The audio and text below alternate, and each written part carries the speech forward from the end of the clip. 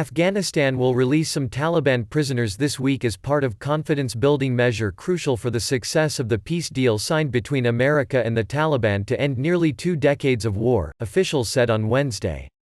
A 3-member Taliban team arrived in Kabul on Tuesday to begin a prisoner exchange process and met with Afghan officials despite a nationwide lockdown implemented to curb the spread of the coronavirus.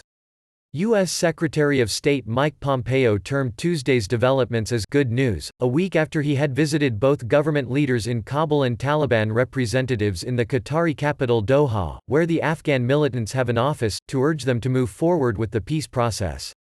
A Taliban spokesman said on Wednesday that at least 100 captured Taliban fighters would be freed soon, the first step to an ultimate exchange of 6,000 prisoners held by the Afghan government and the insurgent group.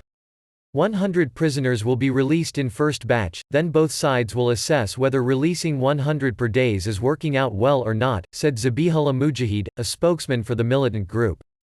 Discussions were underway on technicalities related to the release and the provision for medical checkup for those being freed, Mujahid said, adding that the lockdown due to coronavirus added to the challenge.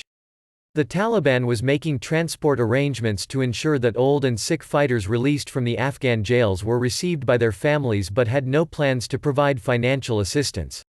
Javed Faisal, a spokesman for the country's National Security Council, in a tweet said both sides were holding face-to-face discussions over the prisoner exchanges.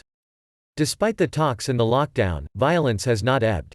8 civilians, including children, were killed in an explosion when their vehicle hit a landmine planted by the Taliban in southern Helmand province on Wednesday, a provincial official said. Neither the Taliban or any other group immediately claimed responsibility for the blast. Taliban fighters say security forces are the target of their roadside bombs and landmines, but civilians are frequently hurt or killed.